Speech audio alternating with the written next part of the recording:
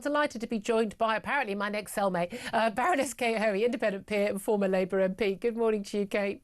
Good morning, Julia. I don't know if you heard what Paula, our caller, said. She said if we end up in prison, she wants to share a cell with me. I said to the team while we were in the break, it's one of the nicest things anyone's ever said to me. Well, I'm sure there'll be a lot of people who want to join. Well, come on. I keep a tight ship. I do keep a tight ship though in the cell, but you know, I'm happy to have you in there as well. Listen, I mean, we may end up in there because we won't be having our mandatory digital ID. Apparently, it's not going to be mandatory. Government is U-turn. We'll get back to the fact that it's a 13th U-turn by this government. But first, we're just focusing on it's a digital ID for workers, apparently, but it's not going to be compulsory. Are you relieved by this U-turn, or are you still concerned about the digital ID?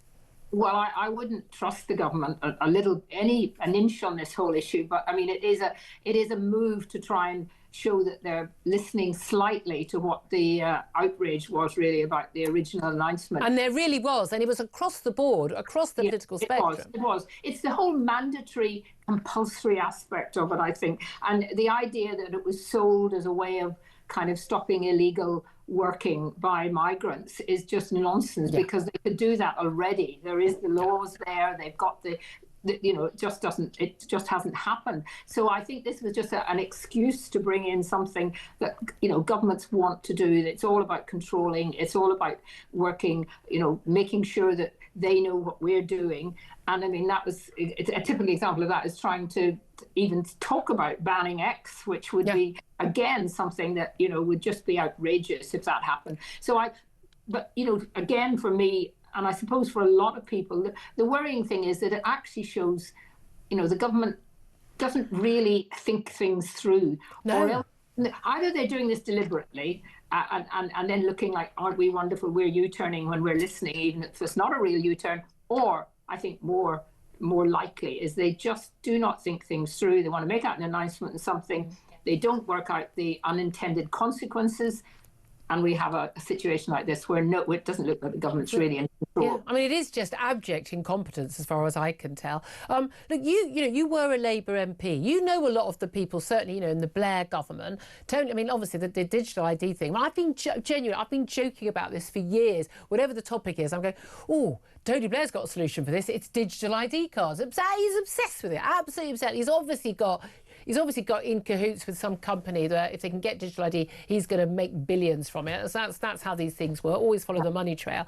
But we know that a lot of old Blairite ministers and advisors are back in number 10, and they're clearly pushing a lot of these policies. But I mean, in terms of how this government thinks, these people think, I mean, I was a political editor. I spent a lot of time, you know, talking to advisors, a lot of time in Westminster. I don't spend any time in Westminster anymore. I much prefer to be out of that bubble because I think that bubble's insane. And I think that's the reason why people who are in that bubble did such a bad job during lockdown, because they were sitting there and going, oh, this is a good idea. And they weren't outside of it. So I think it works better for me over the long run. But what is their thinking? You know a lot of these people. How are they coming up with their ideas, and how much are they listening to what, you know, people on the street, people who run businesses, people who are going about their daily lives that are actually thinking?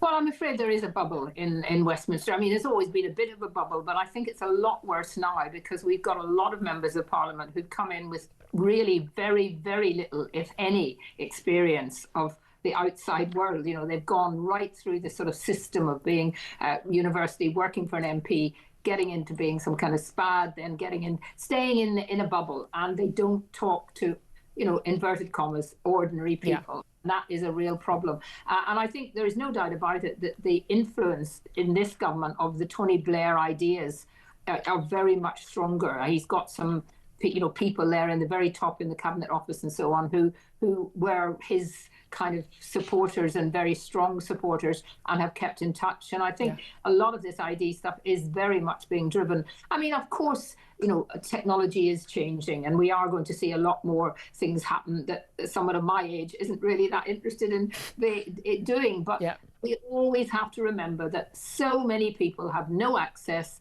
no desire to have access, and certainly want to still deal with real people when they're talking on the phone to them. And they don't. And again, look, there's access. You can get ID. You know, even if you know, again, like to vote, I've got no problem with people having to show ID to vote. I really don't. You can get ID for free from the government, you know, if you're on benefits of the like. Oh, absolutely. But this is the key thing. I have no problem with people having to show ID. Yeah, I mean, I always go back to when I first opened a Blockbuster video account. You had to show 2 forms of ID to get your Blockbuster video account. I think it's extraordinary. You don't have to show any ID until recently to vote. It's madness, okay? But I'm showing my age there.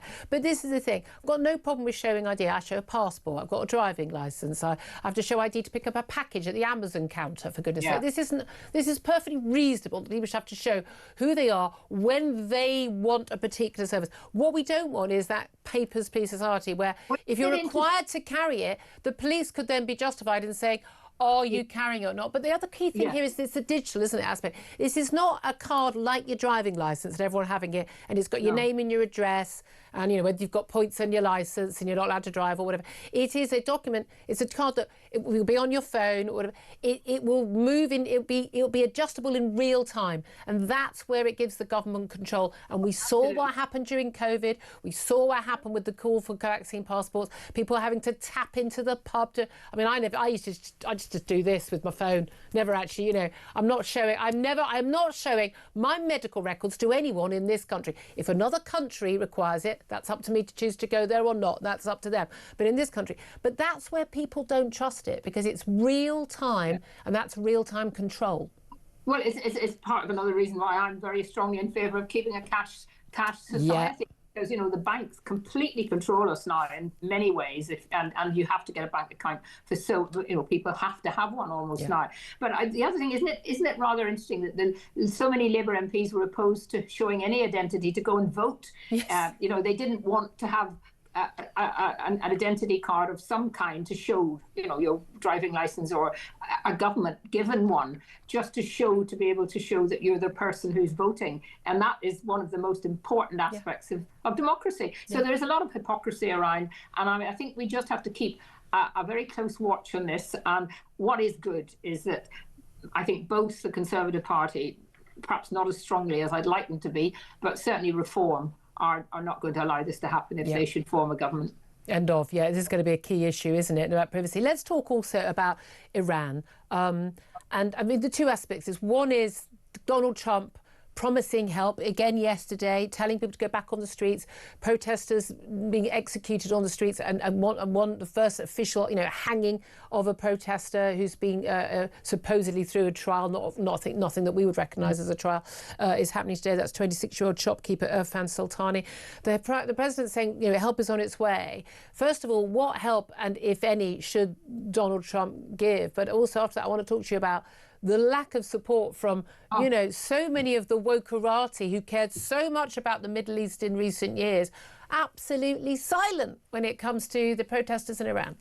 Well, it took 2.5 weeks from the first protest before our Foreign Secretary deigned to actually put anything on Twitter, on X, or say anything publicly. And our Foreign Office has just sat back and virtually said nothing until literally in the last few days when they've been forced to come out with platitudes about, you know, opposing obviously what's going on, but not even summoning the Iranian ambassador. Now, I mean, to me, summoning the Iranian ambassador is just so elementary. But as I said, I think they should have been summoning him, telling him to pack his bags and leave. I actually don't see why we're allowing an Iranian embassy. You know, we should be closing that down. Well, also this idea that we have to keep lines of communication open. Why? What for?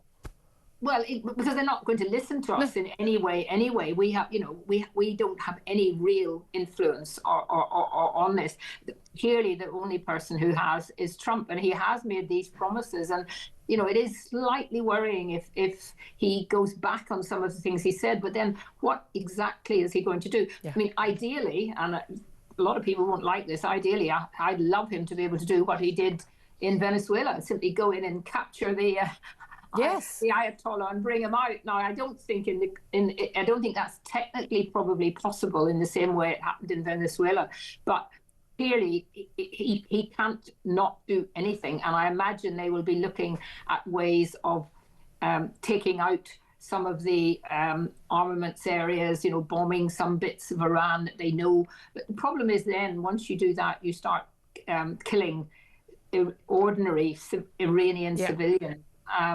And clearly it's a movement that is bottom up. You know, it's being led by people who had no other involvement other than knowing that their lives need to be changed. Yeah. And it's just heartbreaking to see, you know, the courage. I think that's what. Yes. And we, you know, and you look at some of the things in our country that people don't even get out and demonstrate about something terrible that's happening here, and yet those people are prepared to go out knowing that some of their friends have been killed. Yeah, and it wasn't like they thought no one. They knew that they know exactly what happens. That people get shot on the streets. I think people have been shocked by the scale of it. But I think they've also been shocked by the fact that they were promised that Donald Trump would help, and it hasn't come. Yeah.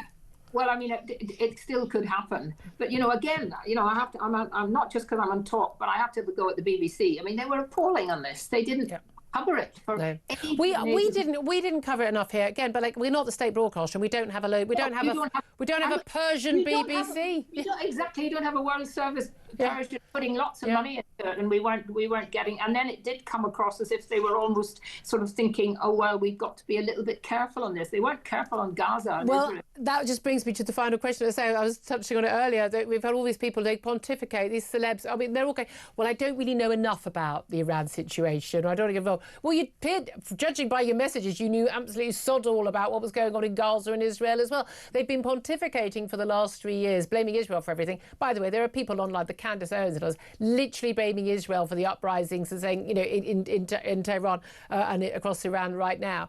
Israel's, you know, it's always the Jews, but it is fascinating when you actually have a genuine, as you say, bottom-up movement of ordinary people just wanting the most basic level of human rights in their country.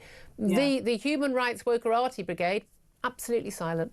Yes, and just on, you know, some of the celebrities who came out and said, put on Twitter, none of them have spoken out. Very, very few anyway. Certainly none of the leading ones that we'd expect.